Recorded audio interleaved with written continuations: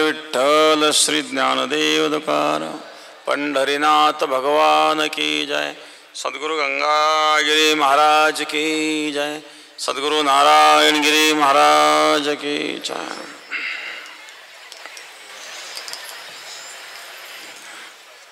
म्हणून जाणते नो गुरु भजिजे तेणे कृतकार्य होईजे जैसे मूळ सिंचने सहजे शाखा पल्लव संतोषते।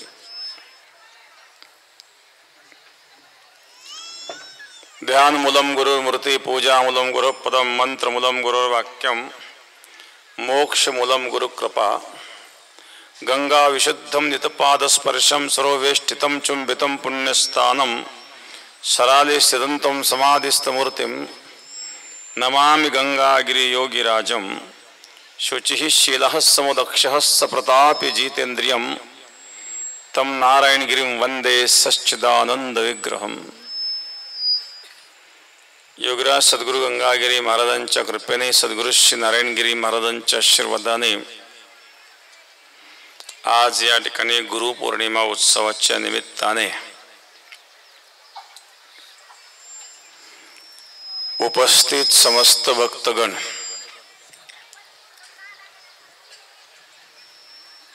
गुरुपौर्णिमा व्यासपूजन आषाढ शुक्ल पौर्णिमा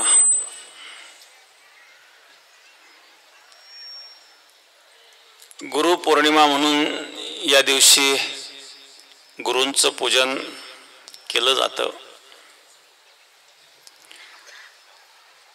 गुकारश्च अंधकारो रुकार्त निरोधकः। अज्ञानरूपी अंधकारावर ज्ञानाचा प्रकाश टाकतो तो गुरु।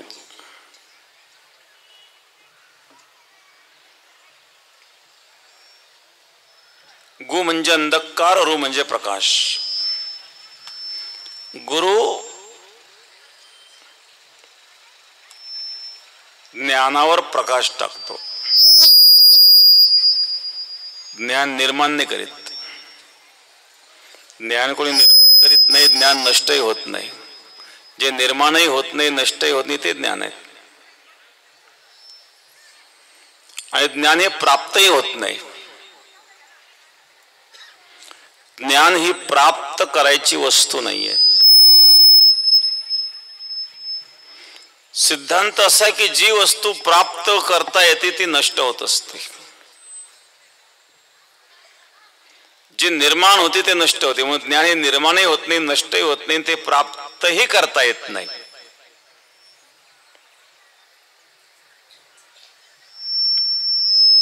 ते प्रगट होत असत। प्रगट गुह्य बोले विश्व ब्रह्मची केले, ही प्रतीती आहेत। हे समस्त ही श्री वासुदेवो ऐसा प्रतीती रसाचा ओतला भावो मनोनी भक्ता माझी राहो ज्ञानिया तोची। कोण ज्ञानी कोण भक्त?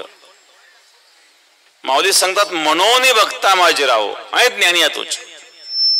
कोण? हे समस्त ही श्री वासुदेव ऐसा प्रतीती रसाचा, अशी ज्याला प्रतीती आलेली आहे। इथं प्रतीती रसाचा ओतला भाव शब्द फार महत्वाचा आहे।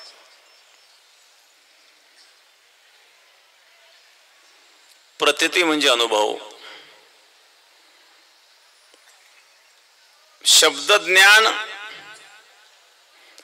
हे ज्ञानाच्या व्याख्येत बसत नाही। शब्द ज्ञान हे यथार्थ ज्ञानाला पोषक असू शकतं। शब्द ज्ञानाद्वारे यथार्थ ज्ञान प्राप्त होऊ शकतं किंवा शब्द ज्ञानाच्या आधारे यथार्थ ज्ञानापर्यंत आपण पोहोचू शकतो। परंतु शब्द ज्ञान म्हणजे यथार्थ ज्ञान नाही। शब्द म्हणजे काय? अंतःकरणातील भावाचे घनीभूत रूप म्हणजे शब्द। शब्द म्हणजे काय? अंतःकरणातील भाव घनीभूत रूपाने त्या ठिकाणी शब्दाच्या रूपाने व्यक्त होतो. शब्दाच्या रूपाने भाव घनीभूत झालेला आहे. एखाद्या व्यक्तीने एखाद्या ग्रंथामध्ये आपले भाव व्यक्त केले शब्दाद्वारे, 100 वर्षानंतर कोणी ग्रंथ वाचला तर त्याचे भाव 100 वर्षानंतर त्याला कळाले. 100 वर्षापूर्वी ज्यांनी भाव व्यक्त केले होते ते, याचा अर्थ काय झाला, त्याचे भाव त्या ठिकाणी शब्दाच्या रूपाने घनीभूत झालेले आहेत. म्हणजे अंतःकरणातील घनीभूत रूप, अंतःकरणातील भावाचे घनीभूत रूप म्हणजे शब्द आहेत. आणि ज्ञान भाव अभाव याच्या पलीकडे आहे.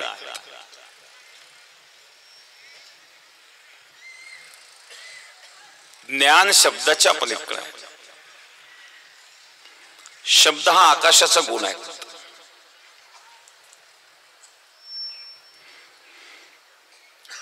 शब्द आकाशाचा गुण आहे. स्पर्श वायूचा गुण आहे.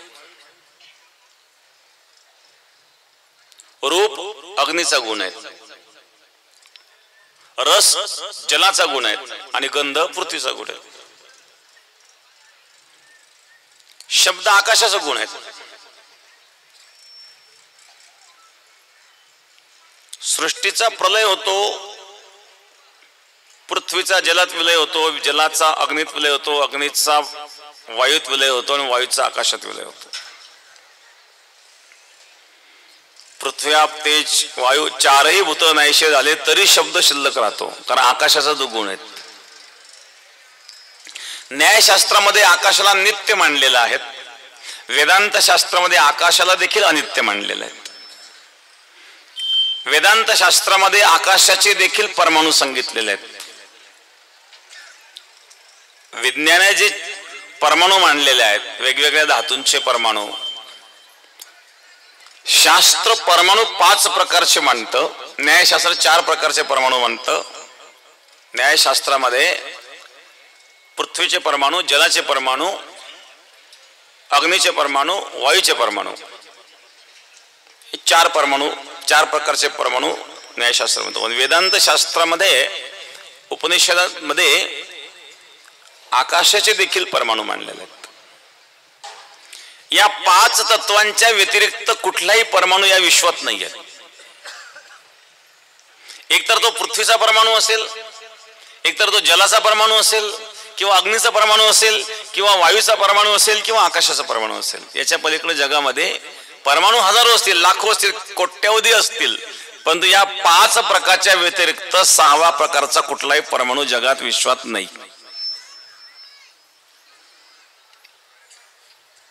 मग कोणी किती मोठा वैज्ञानिक असेल तरी या शास्त्र सिद्धांताच्या पुढे त्याला जाता येणार नाही. कोणी सिद्धच करू शकत नाही या 5 तत्वाच्या पलीकडे एखादा परमाणू आहे म्हणून.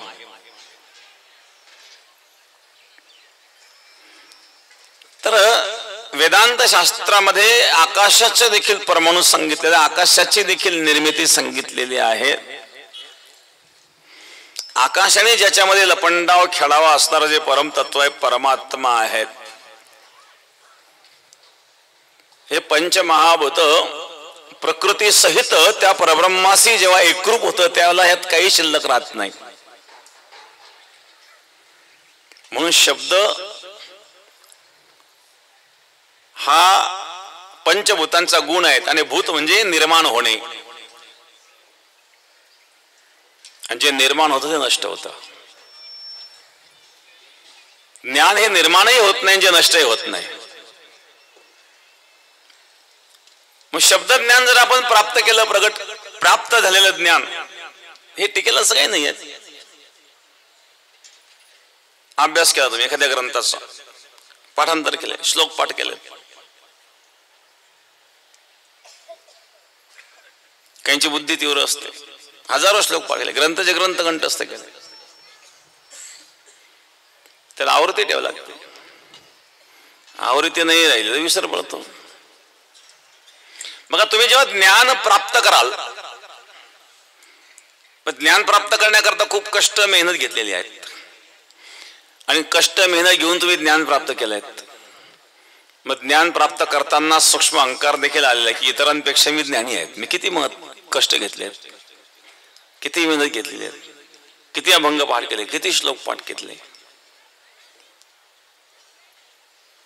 किती शास्त्रांचे सिद्धांत मी कंठस्थ केले. या बाकीच्या लोकांना काय ज्ञान आहे? मी एवढं केलंय. म्हणजे काय झालं, ते ज्ञान प्राप्त करताना सूक्ष्म अहंकार त्याच्यामध्ये आलेला आहे. हळूहळू कालांतराने काय होतं, हळूहळू स्मृती कमी व्हायला लागते. स्मृती कमी व्हायला लागते, तुम्ही जे ज्ञान प्राप्त करते त्याचा विसर पडायला लागतो. ज्ञानाचा विसर पडायला लागतो, परंतु जो सूक्ष्म अहंकार तो वाढत चालतो. शेवटी ज्ञान अदृश्य होऊन जातं आणि अहंकार तर आणखी वाढत गेला. मग काय मिळालं त्यातून? तुका म्हणे नरकी घाले अभिमान, जरी होय ज्ञान गर्वात आढा.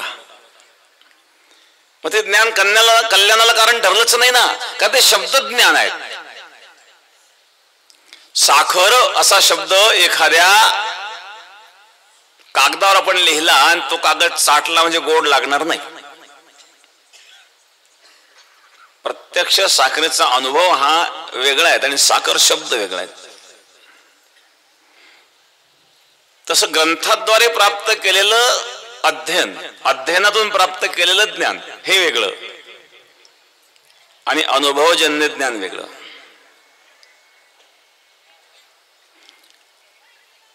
आदित्य सर्वशास्त्राणि वेदांत सांगश्च नारद न जानामि तो सूक्ष्म अंतरम विरति विना. संपूर्ण वेद शास्त्राचं अध्ययन केलं. आदित्य सर्वशास्त्राणि वेदांत सांगश्च नारद, सर्व अंगाने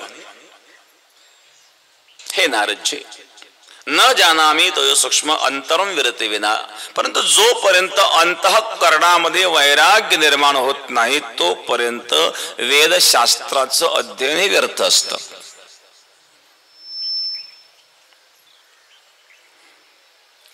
कारण वेदशास्त्राच्या अध्ययनातून वैराग्य निर्माण व्हायचं असतं, पण वैराग्य निर्माण झालं नाही याचा अर्थ ज्ञान व्यर्थ आहे. मग ते शब्द ज्ञानाने कुठं निर्माण झालं? ते बोलायला तर मग पोपटाला शिकवलं, पोपटही बोलतो. जे शब्द माणसं बोलतात ते शब्द पोपट बोलतात, पण त्या शब्दाचा अर्थ पोपटाला कळतो असं काही नाही.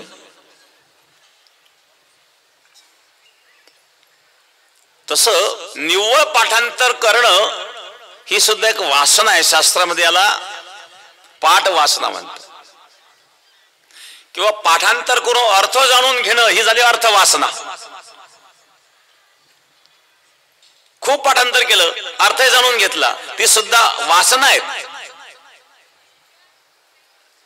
नवे नवे काही लोक ध्यान करतात किंवा स्नान करून जप करणे, पूजापाठ करणे, हे जे साधना करतायत ना, काहीतरी करतोय तो, एखादा भजन म्हणतोय, काहीतरी क्रिया करतोय भजन म्हणण्याची, एखादा सिनेमातलं गाणं म्हणतोय, तो सिनेमातलं गाणं म्हणण्याची क्रिया करतोय आणि हा भजन म्हणण्याची क्रिया करतो. फरक काय याच्यामध्ये? दोघं सारखेच आहेत. त्या भजनाचा भाव जर जाणून घेण्याचा प्रयत्न केला नाही, निव्वळ म्हणतोय, मग गाणं म्हटलं काय आणि भजन म्हटलं काय, इतकाही फरक नाही. मग एखादा शेतामध्ये काम करतो काय, तो शेतात काम करण्याचं, कष्ट करण्याचं काम करतोय काय, आणि हा पूजा करण्याचं काम करतो काय, यातही तो गोष्ट करतोय. आरती करताना हात दुखतोय तरी तो करतोय, म्हणजे ते कष्ट सहन करतोय तो. याचा टेकामध्ये खड्डा खणताना हात दुखतोय, याचा आरती करताना हात दुखतोय. काय फरक पडलाय दोघांचा?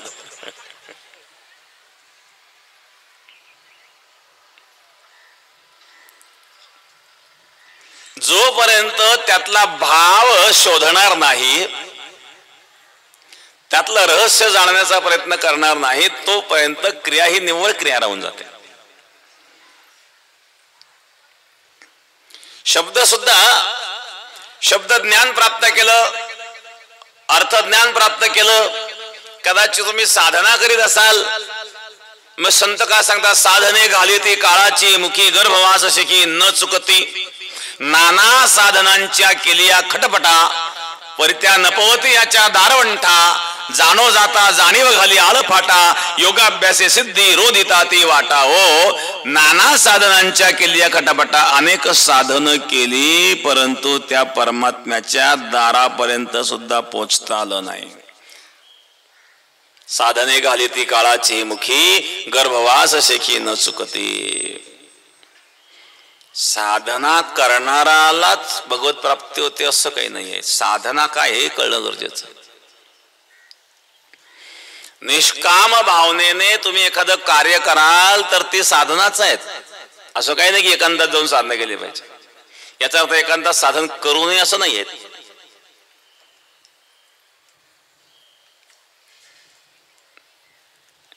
एखादा मनुष्य नोकरी करतोय, कदाचित तो नोकरी करीत असताना त्या जर निष्काम भाव असेल तर त्याने केलेली नोकरी सुद्धा साधना असू शकते. भगवान अर्जुना सांगतात, अर्जुन यत् करोषि यदश्नासि यज्ञोषि ददासि यत् तपस्यसि कौन्तेय तत्कुरुष्व मदर्पणम.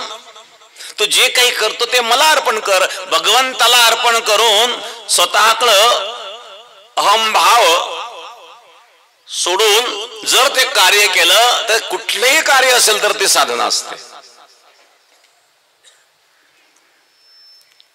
एखादा पूजा करताना दिसतोय पण पूजा करीत असताना मन मात्र दुसरीकडेच आहे.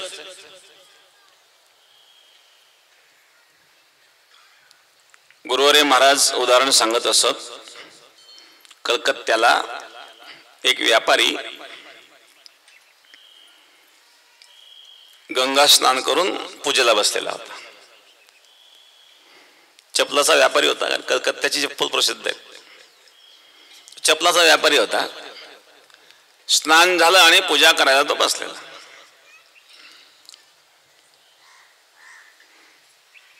एक साधू आले तिथं. वामाक्षपा नावाचे एक साधू होते, अघोरी संप्रदायाचे. ते स्नानाला आले.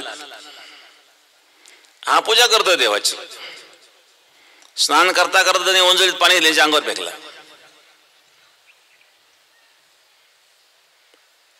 हा काही बोलला नाही, परत पाणी फेकलं. हा म्हणला, ओ महाराज, माझ्या अंगावर पाणी का फेकता तुम्ही? हे तुमचं काय बिघडवलं? परत हसायला लागून परत पाणी फेकलं. तुम्हाला काही कळतं का नाही? तुम्ही एक साधू आहेत, मी इथं स्नान केलं, देवाची पूजा करतोय, तुम्ही माझ्या अंगावर पाणी फेकताय. काही बुद्धी आहे का नाही तुम्हाला? परत हसायला लागले, परत पाणी फेकलं. काय माणूस आहे म्हणले, मला माझी पूजा तर करू दे. साधू म्हणलं, तू पूजा करतोय का चपलाचे जोडे खरेदी करतोय? कारण पूजा करीत असताना त्याच्या मनामध्ये असे विचार चालू होते की कोणत्या दुकानात चांगल्या क्वालिटीच्या चपला कमीत कमी किमतीत मिळतील, हा विचार तो करीत होता आणि शहराने पूजा करीत होता. असं म्हटल्यावर तो व्यापारीच चकला. आपल्या मनातले बाबाला कसं आहे कळलं की त्या मनात चालू होतं ते की चांगल्या क्वालिटी चप्पल कुठं मिळेल, आणि देवाची पूजा करतोय. याचा अर्थ ते पूजा झालीच नाही.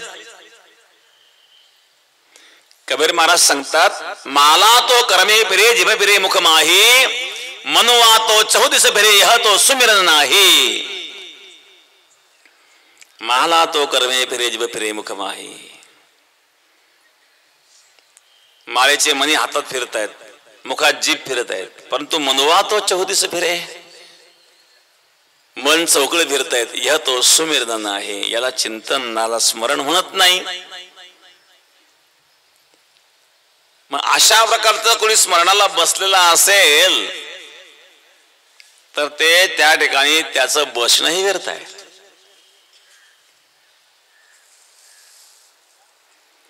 म्हणून केवळ क्रियेवरून आपल्याला ते कळत नाही.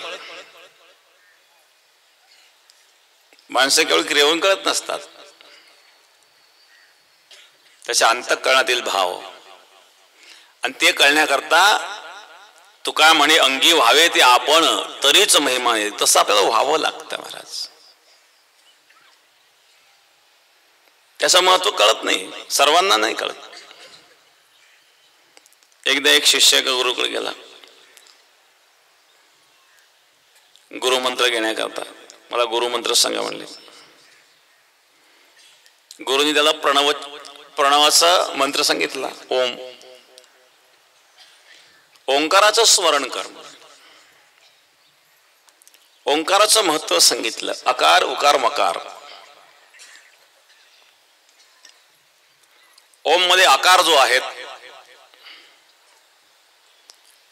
स्थूल सूक्ष्म कारण. आकार आहे स्थूल, उकार आहे सूक्ष्म, मकार आहे कारण. आणि त्याच्यावर जे चिन्ह आहेत ते ध्वनित्मक चिन्ह आहेत, ते अमात्र आहेत. स्थूल सूक्ष्म कारण या तीनही शरीराच्या पलीकडं जे चैतन्य आहे. या तीन प्रकारच्या शिडी आहेत स्थूल सूक्ष्म कारण. भगवान शिवाचं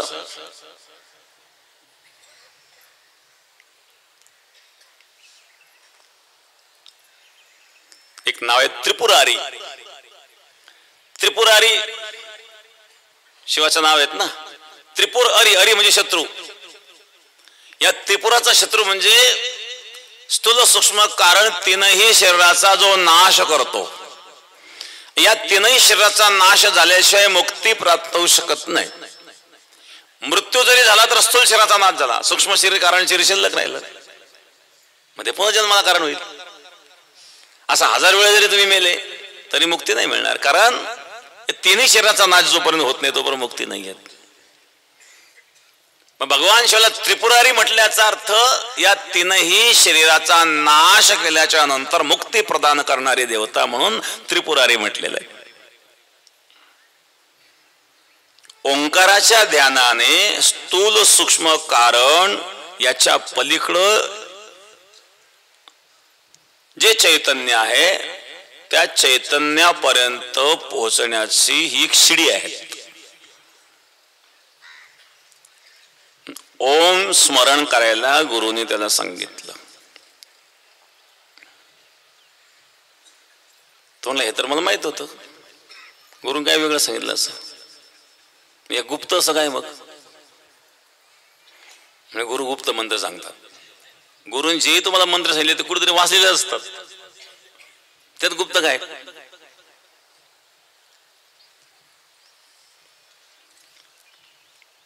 तो मला फसवलं म्हणे. काही सांगतात म्हणजे मी तर अनेक ठिकाणी वाचलेलं आहे. ओम जप करायला सांगितलं म्हणजे काही वेगळं काय सांगितलं नाही. गुप्त मंत्र आहेत. हा तुला सांगतो, मी कोणाला सांगितलं तुला सांगतो. याच्यापूर्वी वाचलंय म्हणजे.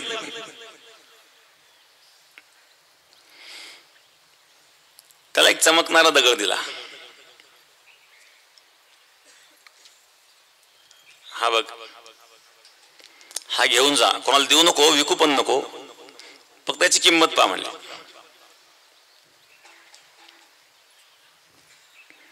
गेलो तो बाजारामध्ये. एक भाजीपाला विकणारे विचारलं याची काय किंमत देणार तुम्ही? त्यांनी मला फार सुंदर चमकणारा दगड दिसतो म्हणल्या. त्यांनी ते मापाला तोलून पाहिजे का मापात बसला तो. त्याला बरे मोजायला आपल्याला मापा बरोबर. काय देतो? काय तुला 4-5 किलो बटाटे देतो म्हणल्याच्या मोबदल्यामध्ये द्यायचं असेल तर. तो म्हणला नाही म्हणे एवढ्यात नाही. धान्य दुकानाकडे गेला. याचं काय देशील? तो 1 क्विंटल धान्य देतो. त्यांनी 1 क्विंटल धान्य किंमत केली. ज्याला जेवढी भासली तेवढी किंमत त्याने त्याची केली. कापड दुकानाकडे गेला. याची काय किंमत देणार तुम्ही? याचे 2 मीटर कापड देऊन तुला याच्या मोबदल्यात.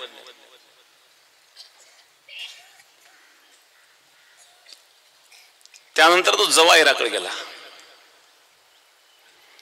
जवाहिराकडे गेल्यानंतर पाहिलं की जवाहिराने सांगितलं हा खूप मोठा मौल्यवान हिरा आहे म्हणल्या.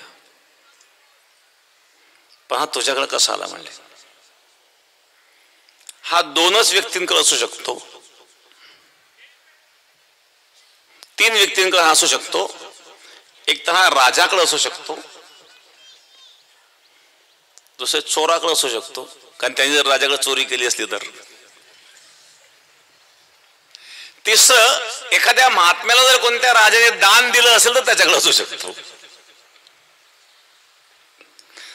तू सांग, हा मणी तो साधारण दगड, त्याला ओबडधोबड होता, परंतु तो साधारण दगड नव्हता, तो फार मौल्यवान हिरा होता. त्याला आकार दिलेला नव्हता फक्त, म्हणून दिसायला तो ओबडधोबड दिसायचा. तो जवाईर म्हणला, तू एखाद्या राजाकडे चोरी केली का काय, तुझी तक्रार करावं लागेल म्हणलं. तुझ्याकडे आला कसा सांग. त्याने सांगितलं, मला माझ्या सद्गुरू महाराजांनी दिला. म्हणलं, हा मी तर तेच सांगत होतो. एकतर कोणीतरी साधूकडे हा असू शकतो की एखाद्या राजाने त्याला दान दिलेला असू शकतो गुरुदक्षिणा म्हणून, किंवा एखाद्या चोराकडे असू शकतो, किंवा राजाकडे असू शकतो. कारण हा इतका मौल्यवान आहे की याची किंमत मी करू शकत नाही. माझं सगळं दुकान जरी देऊन टाकलं तरी याची किंमत नाही होणार म्हणलं.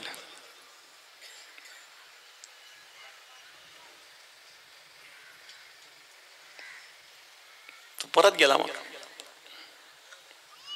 विचारलं, काय किंमत आहे याची, ठरवली की तू किंमत?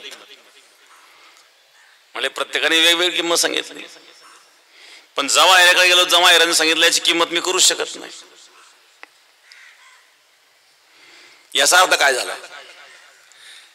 ज्याला जिथपर्यंत कळालं तिथपर्यंत त्यांनी त्याची किंमत केली.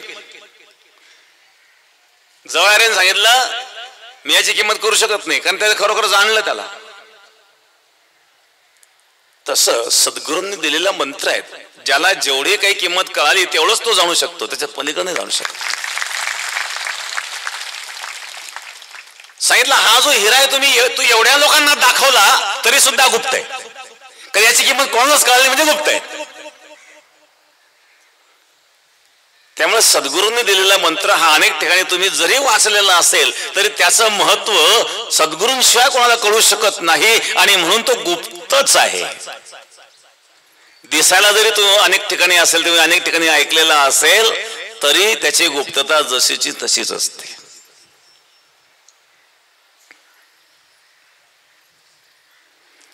आणि म्हणून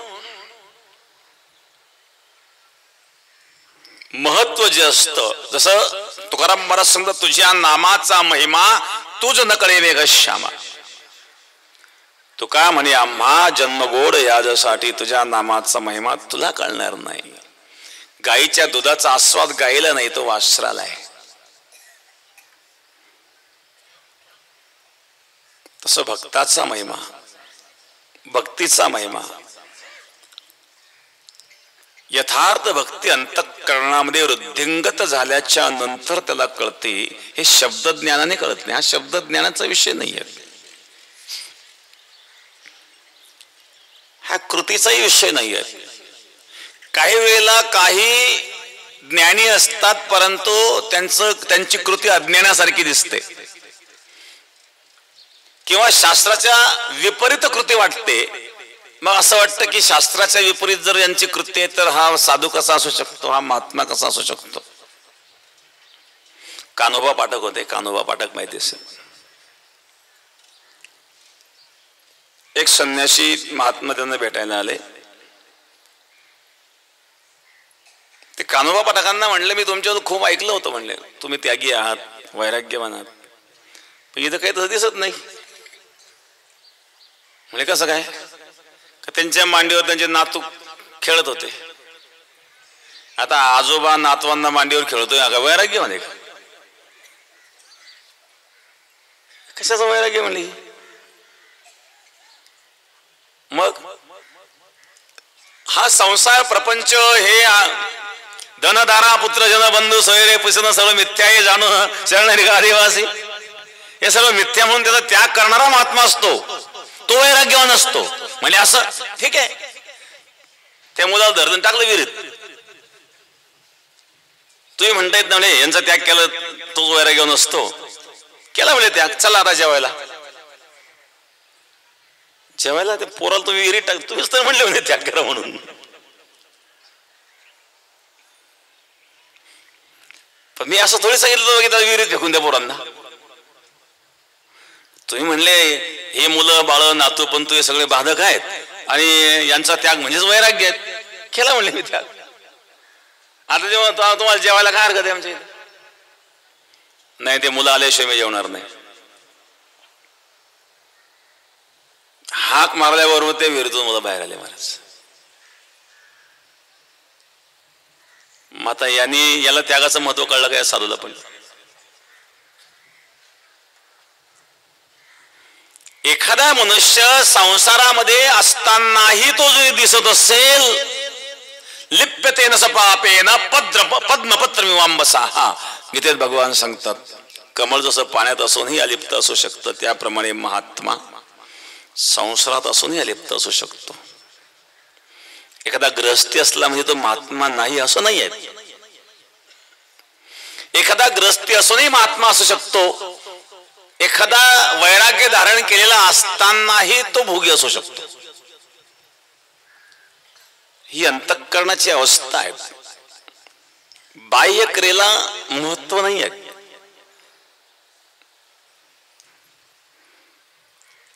आणि म्हणून महात्मा हा क्रियेवरून कळत नसतो. ज्ञान हे शब्दाद्वारे सुद्धा यथार्थ ज्ञान व्यक्त होत नसतं.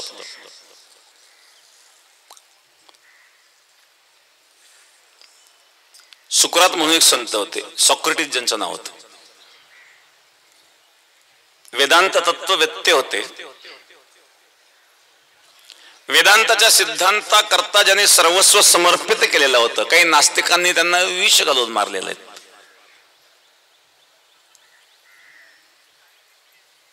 पण वेदांत शास्त्रावर नितांत श्रद्धा आणि विश्वास. त्यांच्या शिष्याने सांगितलं, महाराज एवढं तुमचं असणार जे ज्ञान आहेत, हे जर एका ग्रंथामध्ये आलं तर भविष्यामध्ये तुमच्या ज्ञानाचा उपयोग सर्व जगाला होईल. मग आपण एखादा ग्रंथ लिहावा अशी आमची सर्वांची इच्छा आहे. त्याच्या ग्रंथ कोणाकरता लिहायचा? ज्ञानाकरता का अज्ञानाकरता? अज्ञानाकरता ग्रंथ लिहावा तर अज्ञानाला काही कळणार नाही. वेदांत शास्त्रांचं ब्रह्म सत्यम जगत मिथ्या, जगत मिथ्या हे अज्ञानाला कळणार नाही. आणि हे ज्याला कळालं त्याला ग्रंथाची गरज नाही.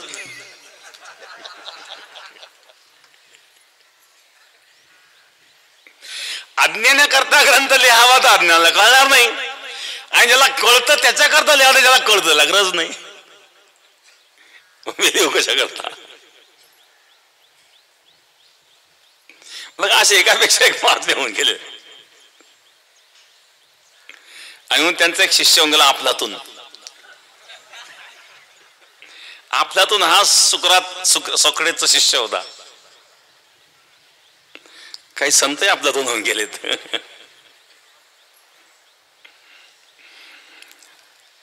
तर अशा प्रकारे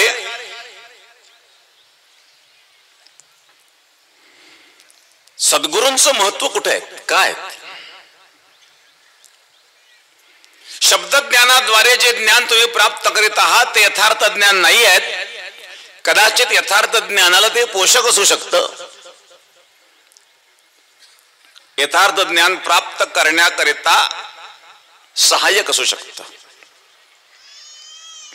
हे ज्ञान सद्गुरूंच्या कृपेने प्रगट होत असतं आणि ते अंतरंगातून प्रगट होत असतं.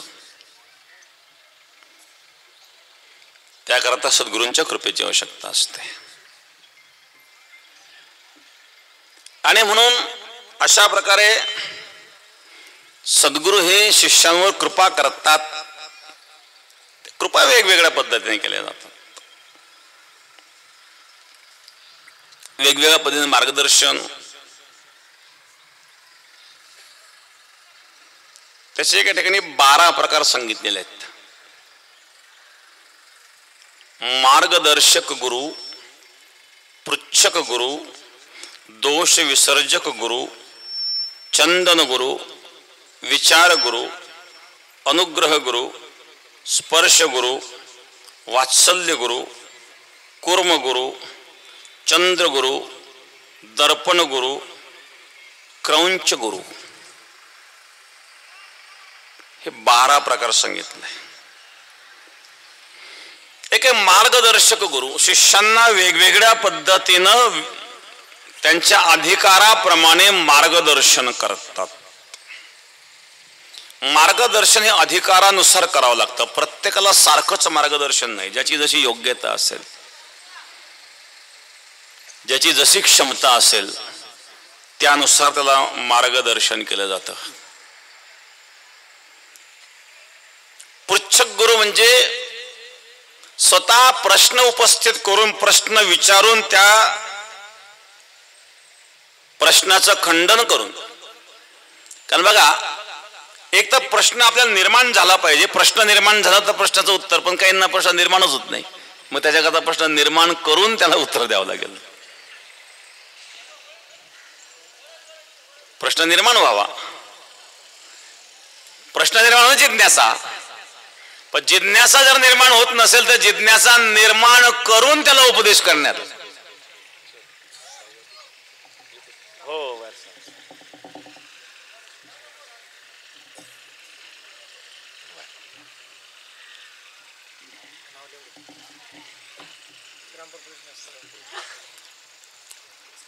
श्रीरामपूर पोलीस स्टेशनच्या वतीनं या ठिकाणी माननीय अरुणजी धनवळे साहेब आणि सर्व PSI शिंदे साहेब आणि सर्व स्टॉप, सर्वांना या ठिकाणी धन्यवाद धन्यवाद धन्यवाद.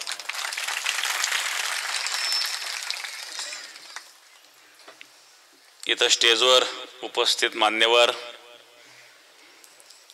माननीय माजी आमदार भाऊसाहेब पाटील चिकडगावकर, ज्यांची आजची पंगत आहेत,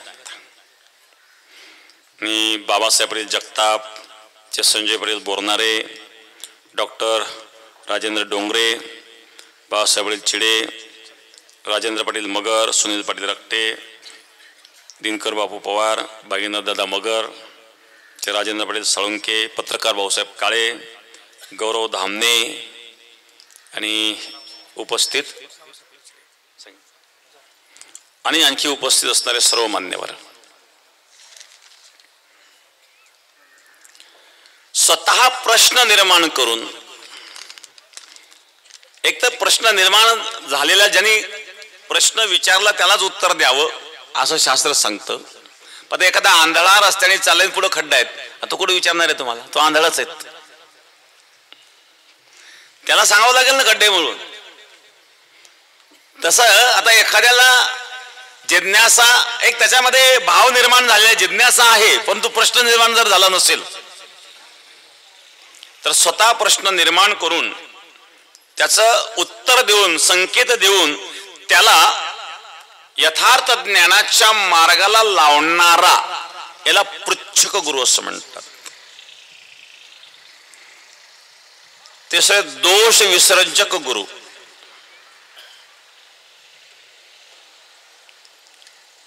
गुरु आत्मीय भावनेने एखादा शिष्य गुरुच्या जवळ जातो,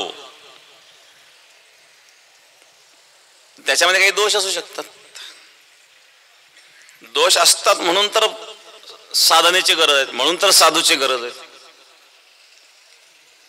मुक्ताबाई ताटीच्या अभंगामध्ये सांगतात, योगी पावन मनाचा साहे अपराध जनाचा, विश्व रागे झाले वन्ने संती सुखे व्हावे पाणी. विश्व जर रागाने अग्नी झालं तर साधूने पाणी व्हावं, कारण पाण्याने अग्नी विजतो. जगामध्ये जर सगळेच सज्जन असतील तर साधूची गरज काय? मग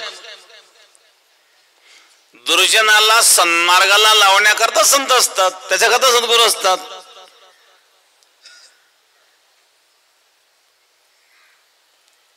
संत महात्मे एखाद्या दुर्जनाकडे गेले, लोक म्हणतात अशा मान सगळे महाराज कसे काय गेले?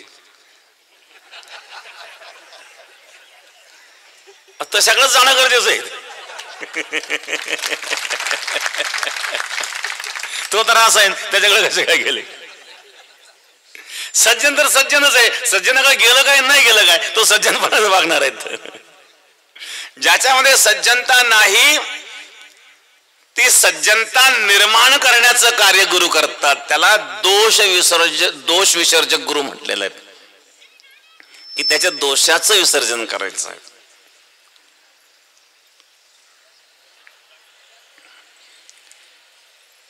चंदन गुरु, चंदनाप्रमाणे, ज्याप्रमाणे चंदनाच्या सान्निध्यामध्ये इतर वृक्ष सुद्धा चंदन बनतात, चंदनासारखे सुगंधी बनतात.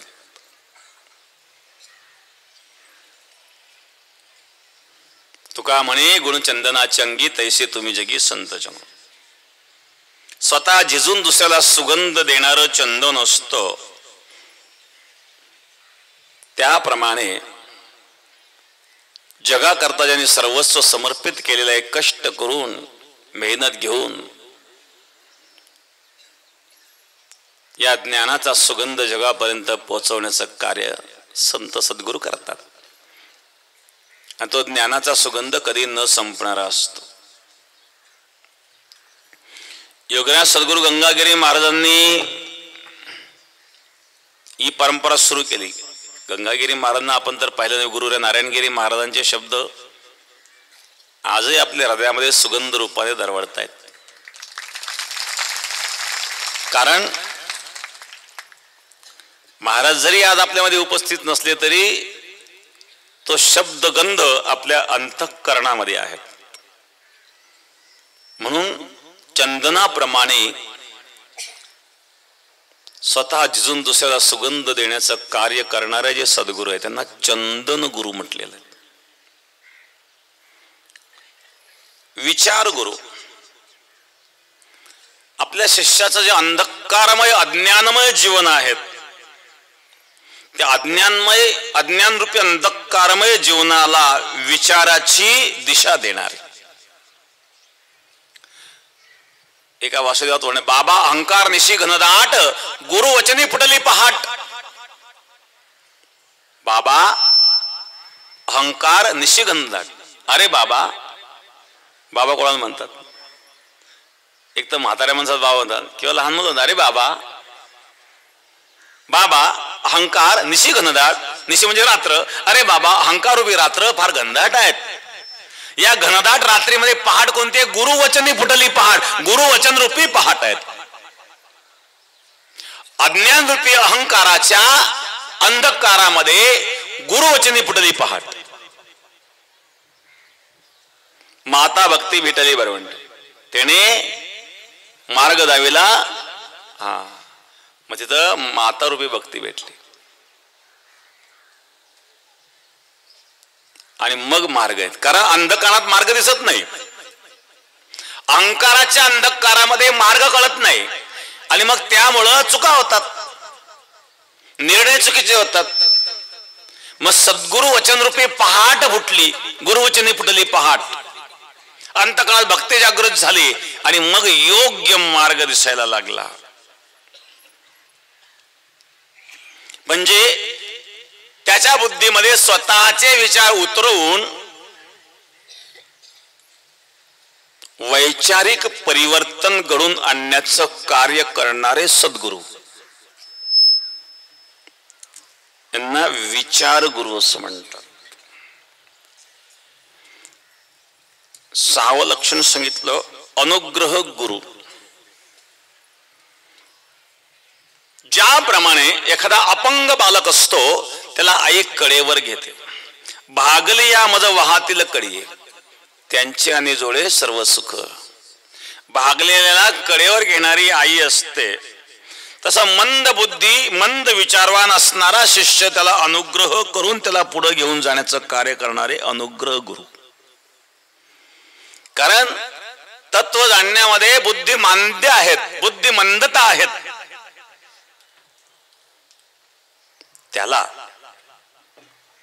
जसं अपंग बालकाला कडेवर घेऊन आई घेऊन जाते त्याप्रमाणे स्वतःच्या कर्तृत्वाने त्याला ऊर्ध्वगती प्राप्त करून देण्याचा अनुग्रह करणारे सद्गुरू असतात.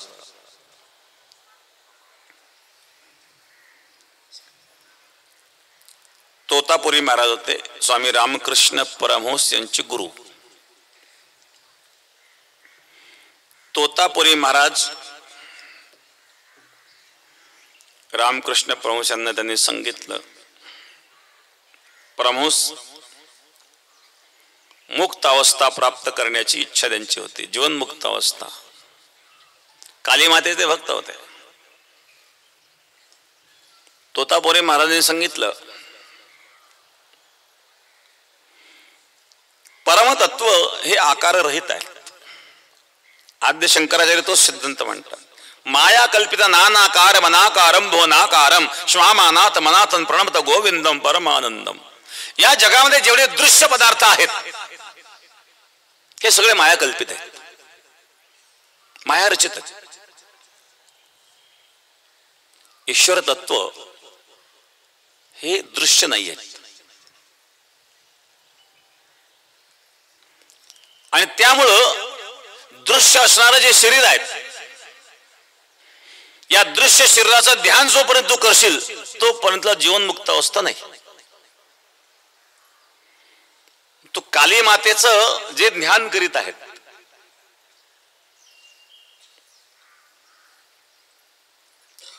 तुला ध्यानामध्ये काली मातेचा शिरच्छेद करायचा आहे.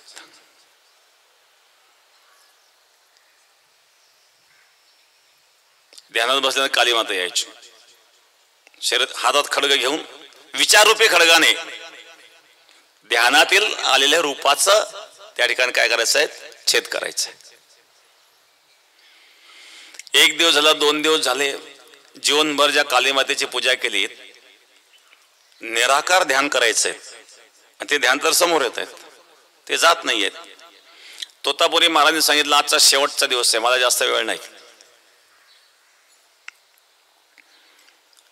आज तुझे शेवटचे प्रयत्न. तोतापुरी महाराजांनी त्यांच्यावर कृपा केली आणि त्यानंतर ध्यान करीत असताना त्यांनी शिरच्छेद केला आणि रूप अदृश्य झालं. रूप अदृश्य झाल्याच्या नंतर त्याला ज्या स्वरूपाचं ज्ञान झालं,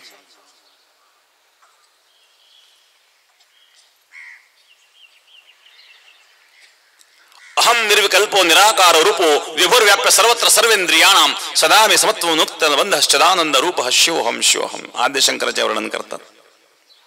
अहम निर्विकल्पो निराकार रूपो, मी निर्विकल्प निराकार आहेत,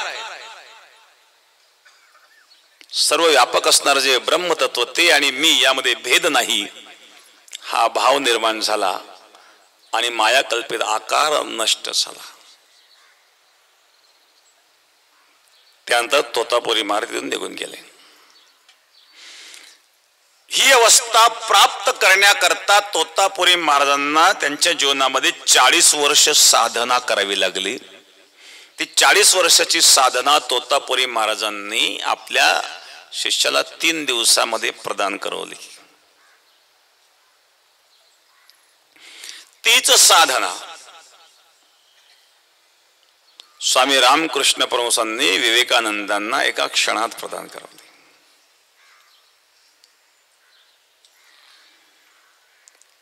विवेकानंद ज्याला रामकृष्ण परमहंस यांच्याकडे गेले, विवेकानंदांचं नाव काय होतं? नरेंद्र. नरेंद्र हे कॉलेज स्टुडंट आणि नास्तिक, देव धर्म काही मानित नव्हतं. मी देव मानित नाही, धर्म मानित नाही, काहीच नाही म्हणजे सत्य नाही. रामकृष्ण परमहंस गेल्यानंतर सांगितलं, तुम्ही म्हणताय ईश्वर आहे, दाखवा. विवेकानंदाच्या डोक्यावर हात ठेवला. डोक्यावर हात ठेवल्याच्या नंतर जी अवस्था त्यांना निर्माण झाली, एकदम शून्य अवस्था, जगताचा आभास काही नाही, काहीच नाही, फक्त शुद्ध चैतन्य. हात बाजूला काढल्यावर पुन्हा जगताचा आभास झाला. स्वामी विवेकानंदांनी सांगितलं, महाराज असाच हात अजून राहू द्या डोक्यावर, आता नाही, आता तुला प्रयत्नाने मिळवावं लागेल. इथलं मी दाखवलंय, तू म्हणलं देव नाही, एक चैतन्य, एक शक्ती आहे. त्याचा अनुभव करवला तुला काही क्षण, काही क्षणातला जो आनंद झाला, हा आनंद तुला अविश्रांत जीवनभर मिळेल. जीवनभर नव्हे, कल्पानुकल्पे मिळेल. पण तो तुला तुझ्या प्रयत्नाने आता प्राप्त करायचा. त्याला सहाय्यक मी आहे. मस्तकी तो जाणा ठेवला कर. मस्तकावर हात ठेवल्याबरोबर विवेकानंदांमध्ये जे परिवर्तन झालं, याला शास्त्रामध्ये स्पर्श शक्तिपात म्हणतात. स्पर्श गुरु 7वं लक्षण सांगितलं. स्पर्शामध्ये सुद्धा एक शक्ती आहे.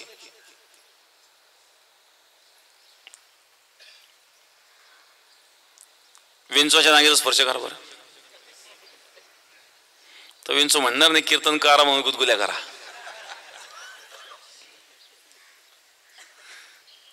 जाणून नकळत कसाही स्पर्श झाला तरी विंचू नागी मारणार. अग्नीचा स्पर्श कळत नकळत जरी झाला तरी अग्नी पोळणार. ती स्पर्श शक्ती आहे. रामायणामध्ये मंथरेचं उदाहरण येतं. ज्या वेळेला रामाचा राज्याभिषेक ठरला, ही बातमी कौसल्याची दासी कौसल्याला सांगण्याकरता आली. माता कौशल्य सांगितलं, कौशल्या माता एक अतिशय आनंदाची बातमी घेऊन मी आलेले. काय बातमी आहे? उद्या रामाचा राज्याभिषेक होणार. हे ऐकल्यानंतर कौशल्याला इतका आनंद झाला. कौशल्याने आपल्या गळ्यातला नवरत्न हार जो होता तो दासीला अर्पण केला, आनंदाची बातमी दिली म्हणून. हे दृश्य मंथरेने पाहिलं आणि मंथरेला ईर्ष्या निर्माण झाली. अशाच प्रकारे भरताचा निरोप घेऊन जर मी कैकेकडे गेले असते तर मला असा हार मिळाला असता, ही भावना तिच्या मनात निर्माण झाली आणि ती कैकेकडे गेली. कैकेला सांगितलं, कैकेतलं काही कळलं का? म्हणजे काय? उद्या रामाचा राज्याभिषेक होणार आहे. कैके म्हणजे आनंदाची गोष्ट आहे. राम ज्येष्ठ पुत्र आहेत आणि राजसिंहासनावर पहिला अधिकार ज्येष्ठ पुत्राचाच असतो. कैकेयीचं रामावर अतिशय प्रेम होतं. राम हा कौशल्यापेक्षा जास्त काळ कैकेयीकडे राहत होता. कैकेयीचं चरित्र जर आपण पाहिलं ना, खूप दिव्य चरित्र. कैकेयी साधारण नव्हती ती. दशरथाबरोबर युद्धाला गेली असताना रथाचा आक मोडला तर आकाच्या जागेवर स्वतःचा हात घातला. हे साधारण परिक्रम आहे को? यापेक्षा कोणता पराक्रम असू शकतो? हात घातला, हात, आणि त्या युद्धामध्ये विजय प्राप्त करून दिला दशरथाला. किती पराक्रमी होती ती.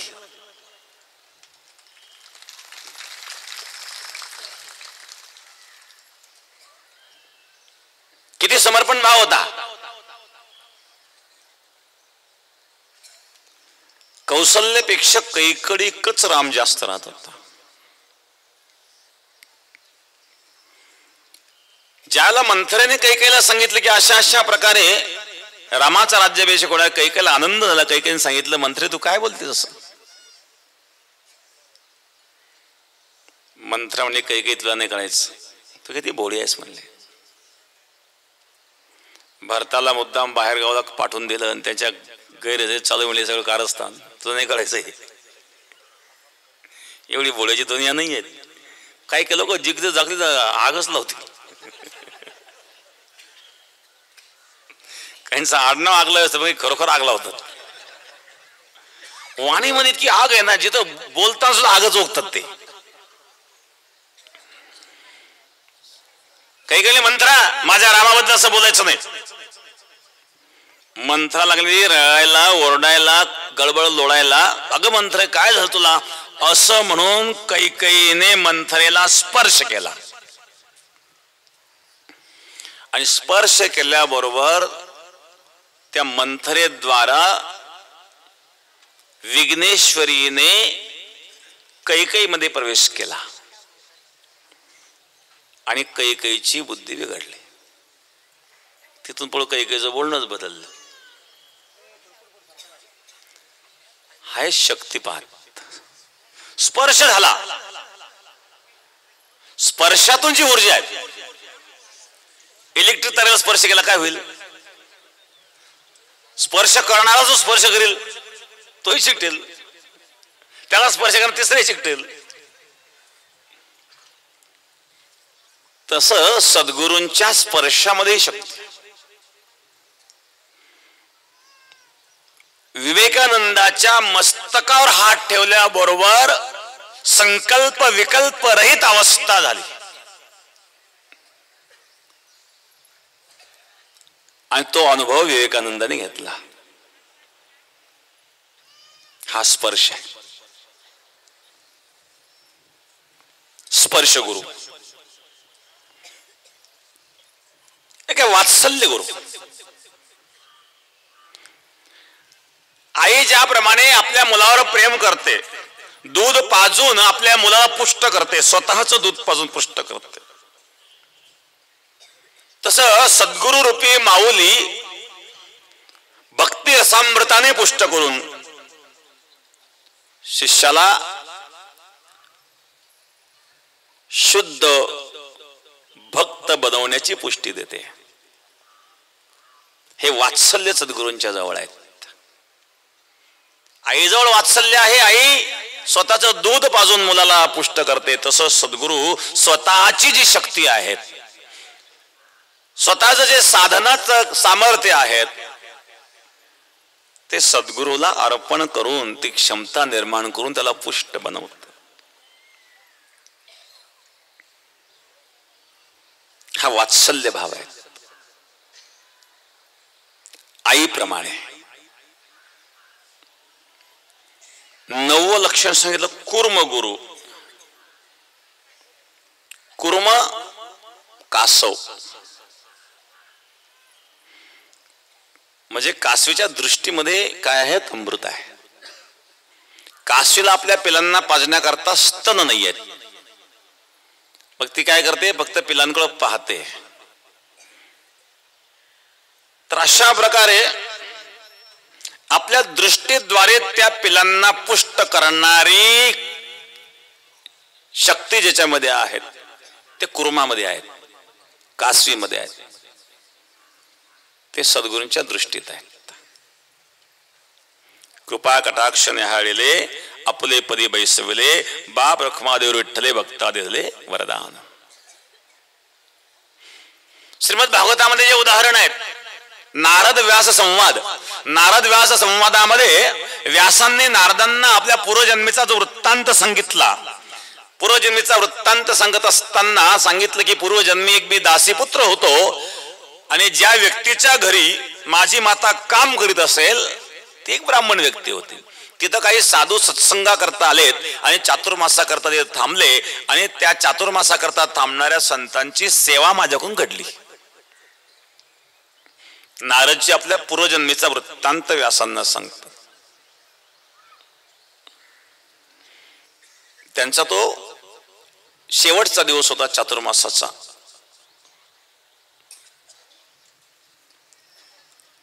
त्या दिवशी त्या सद्गुरूंचा मी प्रसाद सेवन केला. आणि त्यांनी माझ्याकडे कृपादृष्टीने पाहिलं आणि मला मंत्र दिला. नमो भगवते स्तुभ्यं वासुदेवाय धीमहि प्रद्युम्नानिरुद्धाय नमः संकर्षणाय च. हा 32 अक्षराचा अनुष्टुप छंदातील मंत्र आहे.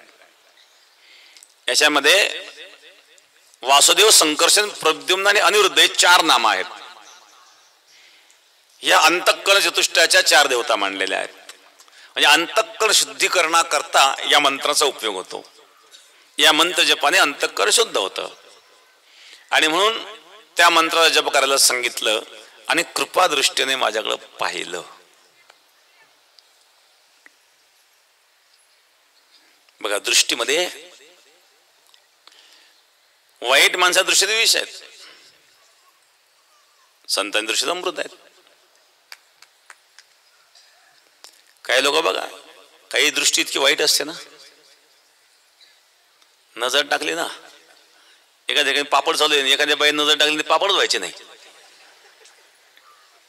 किंवा स्वयंपाक चालू असताना नजर टाकली किती डाळ लावा, डाळ शिजायचीच नाही. म्हणजे वाईट विचाराच्या माणसाच्या दृष्टीचा जसा त्या वस्तू परिणाम होतो तसं सद्गुरूंच्या दृष्टीचा सुद्धा परिणाम होतो.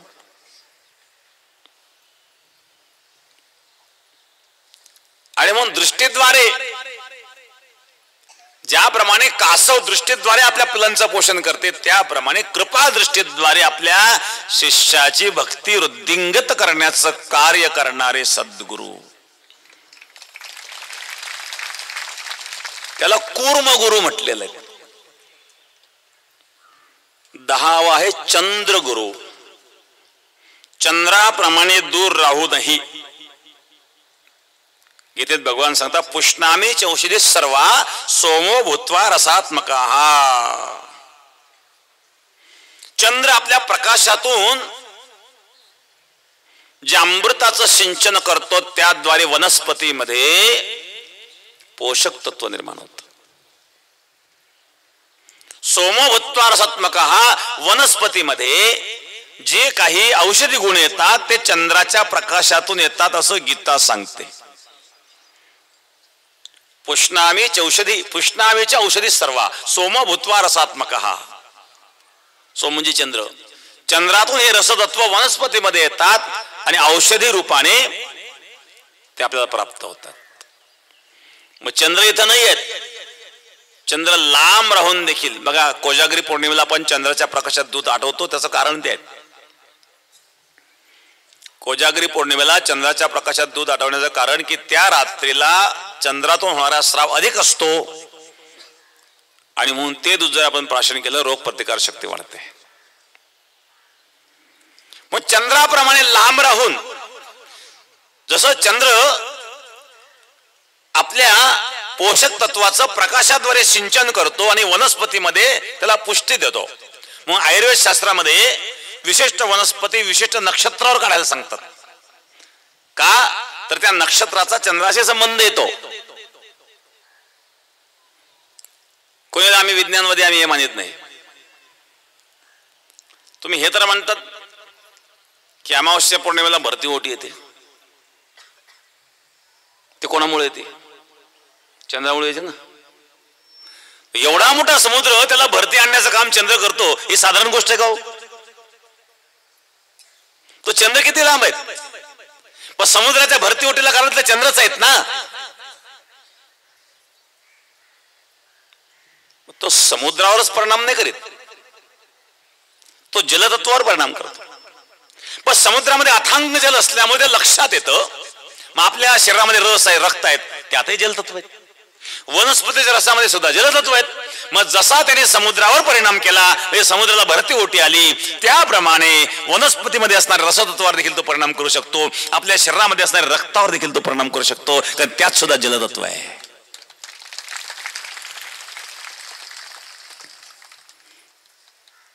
मग चंद्राद्वारे पोषण प्राप्त होऊ शकतं.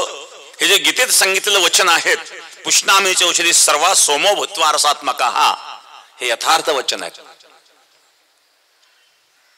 हे विज्ञानाला विरोधी नाही आहेत. त्यानंतर 11वं सांगितलं दर्पण गुरु. दर्पण काय करतो? दर्पण म्हणजे आरसा. जसं आहे तसं आपलं चेहरा दाखवतो ना, आपलं स्वरूप दाखवतो ना, तसं सद्गुरू आपल्याला आत्मनिरीक्षण करायला लावतात.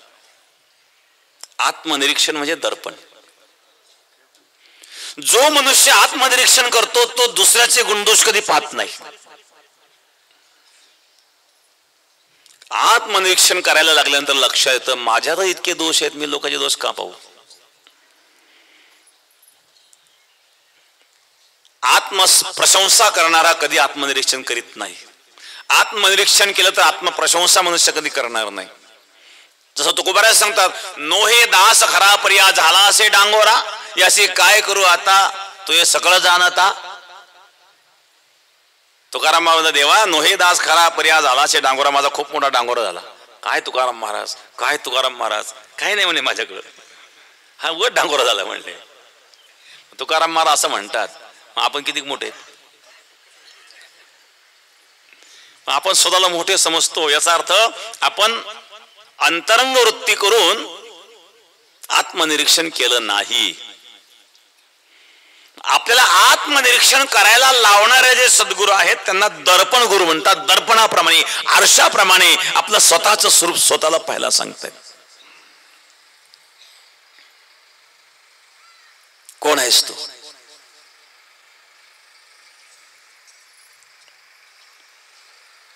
मनोबुद्ध्यंकार चित्तानि नाहम न च क्षत्र जिव्ये न च ग्राण नेत्रे न च व्योम भूमिर्न तेजो न वायो स्थितानंद रूपः शिवहम शिवहम.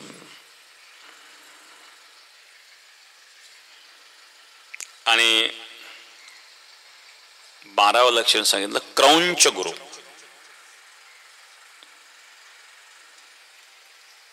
क्रौंच पक्षीचं एक उदाहरण येतं.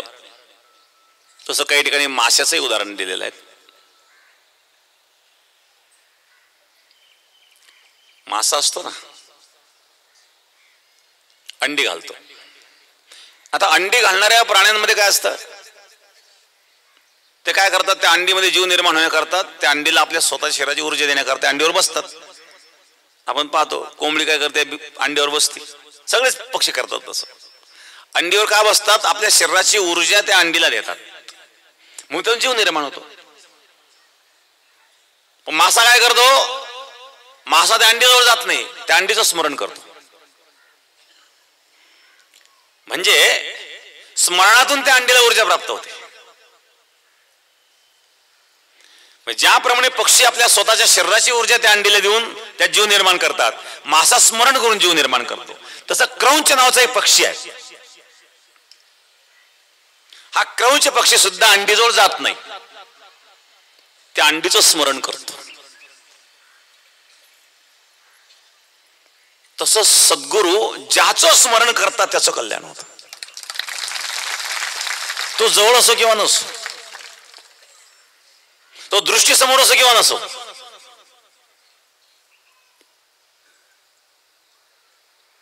एखादा वृक्ष असतो, त्या वृक्षाचं बीज जर वृक्षाखाली पडलं, त्याला अंकुर निर्माण झाला तर त्याचा वृक्ष नाही होत. वृक्षापासून दूर फेकल्या गेलं तर त्याचा वृक्ष होतो. त्या वृक्षाला जर वाटत असेल की हे बीज माझ्यासारखं वृक्ष व्हावं, त्यावेळेला वृक्ष त्या बीजाला स्वतःपासून दूर फेकतो. जे बीज वृक्षापासून दूर गेलं त्याचा पुन्हा वृक्ष तयार होतो. वृक्ष खाली पडलं त्याचा वृक्ष नाही होणार.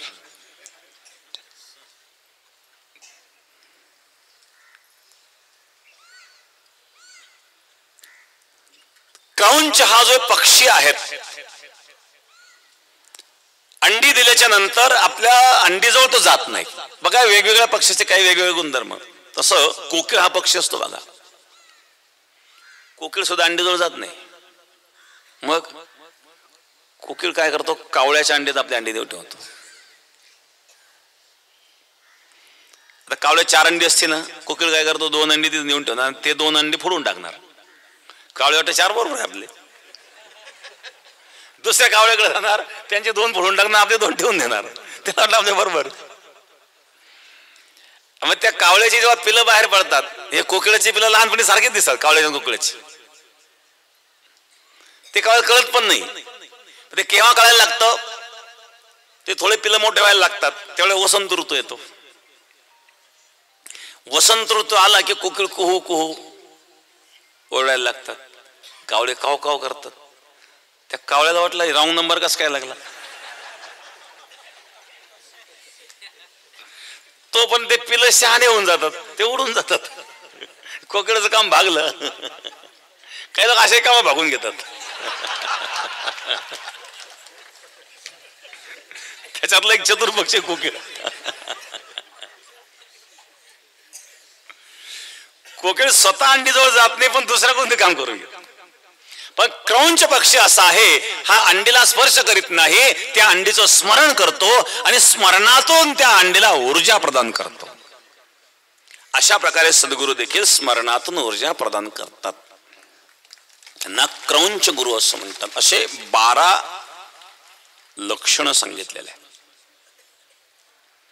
या ठिकाणी मौली ज्ञानोबाराय वर्णन करतात. म्हणून जाणतेन गुरु भजिजे तेने कृतकार्य होईजे, जैसे मूळ सिंचने सहजे शाखा पल्लव संतोषते. म्हणून जाणतेन गुरु भजिजे. तुम्ही जाणते आहात गुरु भजिजे, त्याने कृतकार्य होईजे. तुम्हाला कृतार्थ व्हायचं असेल तर सद्गुरूचं भजन करा. ज्याप्रमाणे जैसे मूळ सिंचने सहजे शाखा पल्लव, सिंचन करिता मूळ वृक्ष ओलावे सकळ. मुळाला पाणी घातलं म्हणजे पाला आपोआप टवटवीत होतो, फांदे आपोआप प्रफुल्लित होतात. जैसे मूळ सिंचने सहजे शाखा पल्लव संतोषते, त्याप्रमाणे या सर्वांचं मूळ म्हणजे सद्गुरू आहेत. म्हणून जाणतेन गुरु भजिजे तेने कृतकार्य होईचे.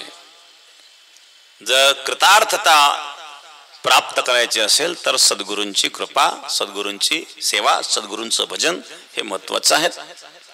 आज गुरुपौर्णिमा म्हणजे व्यास पौर्णिमा आहेत. नमोस्तुते व्यास विशाल बुद्धे. व्यास म्हणजे विशाल बुद्धी ज्यांची आहेत. व्यास म्हणजे विस्तार. वेद शास्त्र पुराणाचा विस्तार करून ज्यांनी समाजापुढे मांडलं ते व्यास आहेत. मौली ज्ञानोबाराय वर्णन करतात. म्हणून महाभारती जे नाही ती नोही चिलोकी तीही येणे करणे म्हणिपे पायी व्यासोच्चिष्ट जगत्रय. म्हणून हे संपूर्ण जगतात जेवढं ज्ञान आहे ते व्यासांचं उच्चिष्ट आहे. कोणी किती ज्ञानी असला तरी त्याच्या आधी व्यासाने ते सांगून ठेवलेलं आहे. आणि त्या व्यासांचा आज जन्मदिवस आहे. ही आजची पौर्णिमा म्हणजे व्यासांचा जन्मदिवस आहे. म्हणून ही गुरु पौर्णिमा म्हणून प्रसिद्ध आहे. गुरु पौर्णिमा म्हणून गुरूंचं पूजन या ठिकाणी केलं जातं. संपूर्ण विश्वाचं ज्ञान देणारे व्यास आहेत, त्यांचं व्यास पूजन. इथं व्यास म्हणजे गुरुच. कारण व्यास हा जो शब्द आहे हा केवळ व्यक्तिवाचक नाही आहे. व्यास म्हणजे विस्तार. व्यास शब्दाचा अर्थ विस्तार. शास्त्राचा विस्तार करून आपल्याला जे सांगतात ते व्यास आहे. आपण कथाकार सुद्धा कथा व्यास म्हणतो. म्हणून व्यास हा व्यक्तिगत शब्द नाही आहे. व्यापक स्वरूपाने मुळात व्यास शब्दाचा अर्थ व्यापक होतो. अशा प्रकारे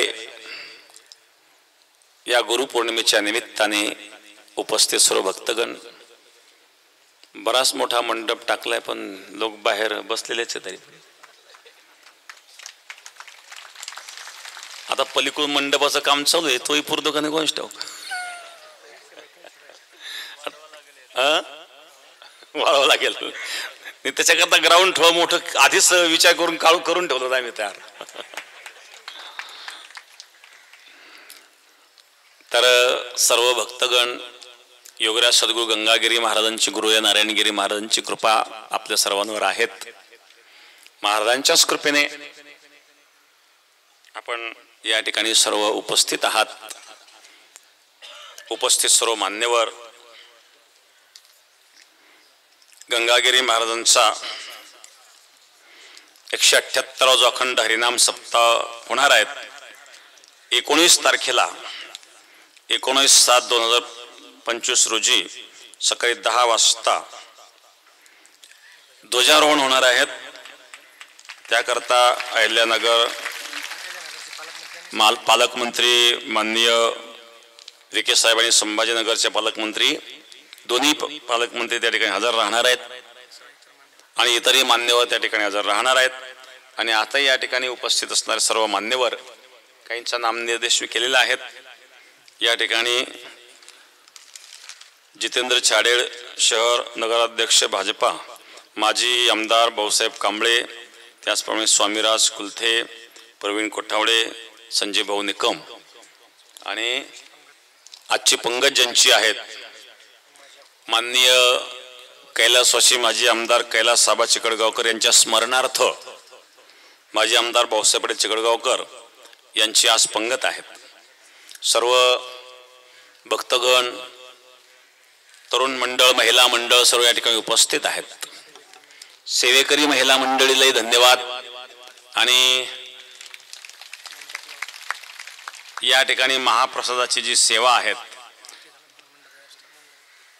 हा मंडप व्यवस्था, स्टेज साईश्याम पुणतांबा, मंडप श्याम कणसे, सद्गुरू मंडप गोंडेगाव मुकुंद म्हैस, साऊंड व्यवस्था परत गोकुळ साऊंड डवाळा, ज्योती मंडप राहुल गायकवाड गवणगाव, त्याचप्रमाणे नादी रामगिरी महाराज कृपा मंडप नादी दादाभाऊ लांडे, गोविंद नावले मंडप लाळगाव, नारद मुनी लहानू तनपुरे, हे सर्व मंडप व्यवस्था आणि ट्रॅक्टरची व्यवस्था काशीनाथ गागरे वांजरगाव, विठ्ठल शिंदे, सुभाष बळांगे प्रसादाकरता ट्रॅक्टर ज्यांनी दिलेले आहेत.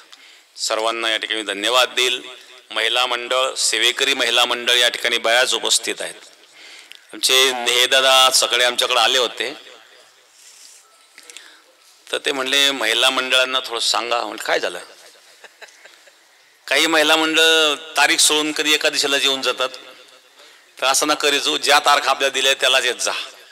नेहेदादांची तक्रार नाही बरं का, असं ना करू. आपण खरोखर येतात, सेवा करतात, चांगली गोष्ट आहे. आणि या सर्व महिला कार्यक्रमाला येऊन सेवा तर करतात, पण महिन्यातून एक दिवस बेटामध्ये येऊन सेवा करतात. फक्त आपापल्या तारखेला येत जा, कारण ते जे नियोजन असतं ते व्यवस्थित होईल. तर मी सेवेकरी महिला मंडळीला धन्यवाद देईल आणि आपल्या सर्व भक्तगणांना धन्यवाद. आता आपण ज्या वेळेला पंक्ती बसतील तर वाढायला जे महिला मंडळ असतील, बाकीचे सेवेकरी मंडळ असतील, त्यांनी सर्व चांगल्या प्रकारचं वाढायचं नियोजन करायचं आहे. कमीत कमी वेळेत आपली वाढ होईल. तर ज्यांना जे नंबर दिले असेल त्या महिलांना विनंती त्या ठिकाणी जाऊन थांबा. ज्यांची आता महाप्रसादाची पंगत